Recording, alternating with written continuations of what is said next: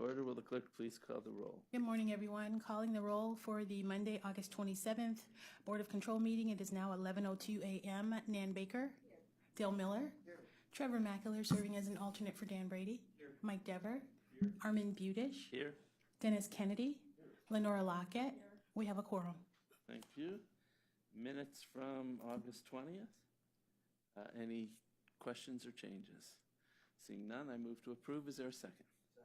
Seconded by Councilman Miller. All those in favor, please say aye. Aye. Opposed? Minutes are approved. Public comment? No public comment at this time. No tabled items? And no tabled items. Okay. The first item, item number BC 2018-583, Department of Public Works, recommending an award on requisition 42767 to Walt Sweeney Ford, Inc. in the amount not to exceed $36,359.50 for the purchase of one 2019 Ford F-250 Super Cab 4x4 pickup truck. Good morning, Tom Pavage, Department of Public Works. Just recommending a award to Walt Sweeney. It's a not to exceed purchase for purchase of a new F-250 truck 2019. This was a formal bid done through OPD. Went to 13 vendors. We had 3 bid submissions. We're going with the lowest and best bidder. Thank you. Any questions? Councilwoman Baker? This is a new addition, not a replacement. That's correct. This is new. It's for one of the head managers, supervisors out of sanitary. Thank you. Any other questions? Seeing none, I move to approve. Is there a second? Second. Seconded by Mr. McAleer. All those in favor, please say aye. Aye. Opposed? Item passes. Thank you. Thank you. Next item, BC 2018-584, Office of Innovation and Performance, recommending an award on requisition 42379 and enter into a contract with Connected Insights in the amount not to exceed $85,089.45 to conduct a broadband access study. And it's for the period September 1st, 2018 through August 31st, 2019. Catherine Tkachuk, Office of Innovation. This is a study to look at best practices around broadband adoption throughout the county. As you know, we have about 30% of the population that doesn't have internet access into the home. So this study will be one to look at best practices from other counties where we can see how we can improve our adoption rates, see what sort of benefits we could get from trying to improve the internet adoption across the county. It's funded primarily through a grant from the Cleveland Foundation and was awarded through an RFP process. Any questions? Councilwoman Baker? Broadband just seems to be studied by everyone. I mean, lots of agencies. I was surprised that we haven't, as a county, studied this in the past with all that we use broadband for. Right, so there are studies around who adopts it, who hasn't, and some of that. So we know some of the demographics around people, but not specifically looking at how we can try and improve our adoption processes. We want to pay particular attention to counties that do have higher adoption rates than us, that are in similar demographics with that. But I hadn't seen anything around the best practices in that use, much more around just who does adopt it or who is available. And of course, if I may, the Cleveland Foundation, with all, they too have never had this type of broadband. No, not in this. Yeah, not in this way. That's why they're looking to fund a portion of it. They want to continue to use the data as well in the study to understand it and help inform some of their work as well. And you think it'll be done in about 6 months? Yes. Thank you. Thank you. Any other questions? Seeing none, I move to approve. Is there a second? Second. Seconded by Councilman Miller. All those in favor, please say aye. Aye. Opposed? Item passes. Thank you. Next item, BC 2018-585, Department of Health and Human Services, Cuyahoga Job and Family Services, submitting an amendment to a contract with Us Together, Inc. for oral and sign language interpretation and written translation services. And it's for the period September 1st, 2017 through August 31st, 2018, to extend the time period to August 31st, 2019, to expand the scope of services effective September 1st, 2018, and for additional funds in the amount not to exceed $358,070.50. Good morning, Bob Math with the Department of Health and Human Services on behalf of Job and Family Services. This is an amendment to our existing contract with Us Together to continue to provide interpretation and translation services to individuals coming to any of our Health and Human Services offices when English is not their primary language. And, in addition, this past year we also asked them to provide sign language for those hearing impaired, that they've been able to certify interpreters for that as well. Each year, we experience folks coming to the Health and Human Service offices, speakers of over 70 different languages. And they have a bank of certified interpreters that have to be licensed. And then they also have, for some more of the obscure languages, they have access to a telephone language bank that can access over 200 different languages as well. In addition, through this contract, they also provide training to our bilingual staff, the best ways to use an interpreter and how to use an interpreter. They also provide continuing education for those bilingual staff so they can maintain their pay supplement, if you will. And then they do kind of a public awareness, portion, for staff in terms of making them aware of some of the barriers and challenges that, folks that are speakers of other languages present when they come to any of the Health and Human Service offices. Thank you. Questions? Mr. Kennedy? Hey, Bob, this says additional funds. How much is the total contract on with this addition to it?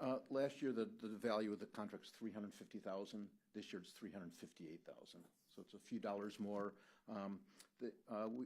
We're going to launch a kind of a new service to this. It's an online interpretation service that we're going to set up stations at 3 or 4 of the different offices. So somebody that comes in the front door and doesn't speak a language, we can set up with a camera. And the investment's only like $21 per camera at these sites.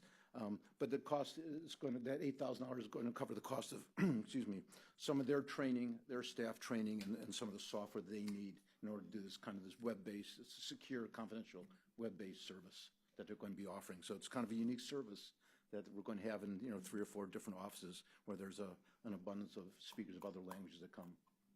Okay, thank you. Thank you. Any other questions? Councilwoman Baker. Hi, Bob. I understand that this is for the staff and its training and additional funds to help those that are in need of understanding. But as long as we have those in front of us that can't speak English, and putting aside those with sign language, is there any attempt to try and encourage them to learn English and where the resources are where they could possibly attend only because they are in front of us at this time? Yeah, there are, excuse me, there are ample, free classes for English. I mean, Tri-C offers them at multiple locations. Excuse me.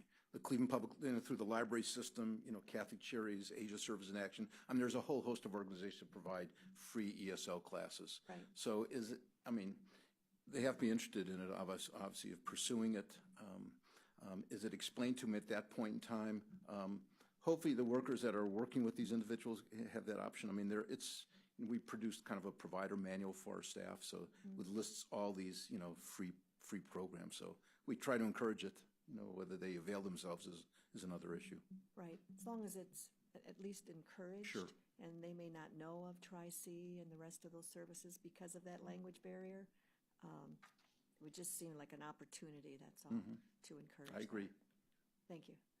Further questions? Seeing none, I move to approve. Is there a second? Seconded by Mr. Deborah. All those in favor, please say aye. Opposed? Item passes. Thank you. Next item, BC 2018-586, Department of Health and Human Services, Division of Senior and Adult Services, submitting an amendment to a master contract with various providers for various services for the Community Social Services Program, and it's for the period January 1st, 2017 through December 31st, 2018, for additional funds in the amount not to exceed $58,110, effective August 27th, 2018, for items A through AA as listed on the printed agenda for agreements and contracts. Good morning. Paul Porter, Health and Human Services, on behalf of the Division of Senior and Adult Services. This is an amendment to our Community Social Services Program contracts. As you're probably aware, we just did an RFP for the 2019 funding year. So this is the last amendment that we expect for the current contracts. The purpose of this amendment is to make the values for Rose Centers for Aging Well East Cleveland and the City of Strongsville in 2018 equal to their 2017 allocations. We weren't sure we would have enough to make those equal until we saw what our expenditures were for 2018 so far. Everybody else that's on this list has an equivalent amount between 2017 and 2018. Those were the only two vendors that had a slightly lower amount for 18. So we're kind of bringing them up to meet where everybody else is. Thank you. Any questions? Seeing none, I move to approve. Is there a second? Seconded by Mr. Dever. All those in favor, please say aye. Opposed? Item passes. Thank you. We're moving on to exemptions. Item BC 2018-587, Department of Public Works recommending an alternate procurement process on requisition 43329, which will result in a participation agreement with the City of Brecksville Purchasing Consortium in the amount not to exceed $24,500, and it's for the purchase of sodium chloride for the period November 1st, 2018 through October 31st, 2019. Good morning, Tom Pavage, Department of Public Works again. This item, we're just requesting the approval to join the purchasing consortium with the City of Brecksville. Soon to follow will be a not-to-exceed department order, but this is just the approval to participate in that consortium. The City of Brecksville, they did bid this out this year, and we are going with the low bidder. Thank you. Any questions? Seeing none, I move to approve. Is there a second? Seconded by Councilman Miller. All those in favor, please say aye. Opposed? Item passes. Thank you. Thank you. Consent agenda, items 588 through 591. Does anybody have any questions?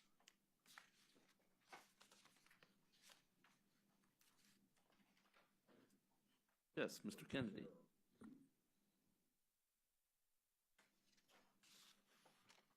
Air Parks Jackson, Department of Development. On this loan, sir, says there's an agreement with a contractor. Yes, Does the check go to the homeowner, or does the check go to the county? the county pays the contractor. We pay the contractors direct. Okay. Are there any other questions about any of the items? Councilwoman Baker. Medical examiner's office lab, is this back and forth of office lab fund and general fund. I guess the reason is equipment purchases?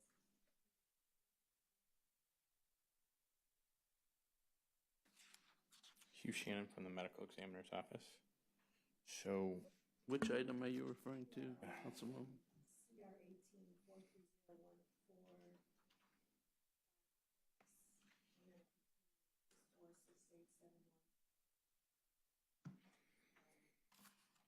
They're all general fund, but a few of them are office lab, and it also continues down for funding.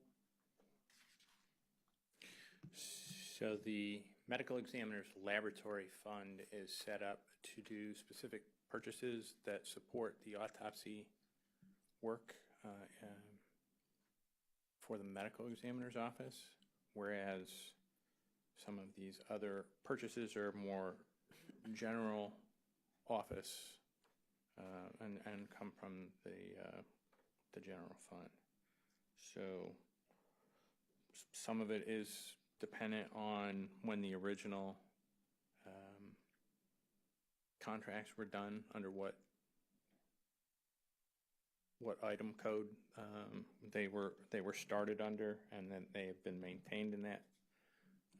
We generally go back and forth with the office budget and management to try to clean those up. We had an inquiry today about our x-ray machine that was purchased with the ME lab fund because it supports the work that's done, but now ongoing maintenance will be picked up by the general fund. So we go back and forth every year. Thank you. Any other questions? Councilman Miller.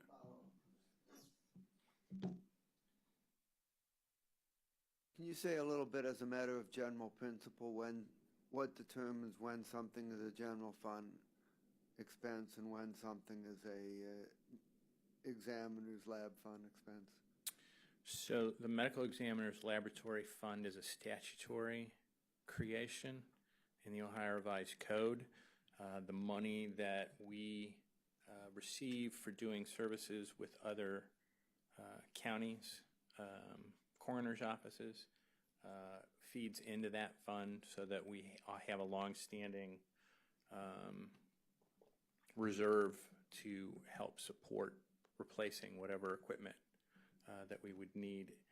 The statute does outline the majority of what we can and cannot use the fund for. As a rule of thumb, we use it for anything that has to do with supporting either the work that we're doing for the county in the autopsy suite or supporting, helping those agencies outside of the county. So if we would need, say, additional help because we have too many autopsies coming in, as we have in the past, we use the ME Lab Fund to cover the costs of, say, hiring a temporary doctor to help us with those autopsies. Okay, thank you. Seeing none, I move to approve the consent agenda items 588 to 591. Is there a second? Second? Seconded by Councilman Miller. All those in favor, please say aye. Opposed? The consent agenda items are Thank you. approved. Thank you. Any other business? Yes. Any public comment? And no public comment. I move to adjourn. Is there a second? Second. Seconded by Mr. Deborah. All those in favor, please say aye. We are adjourned.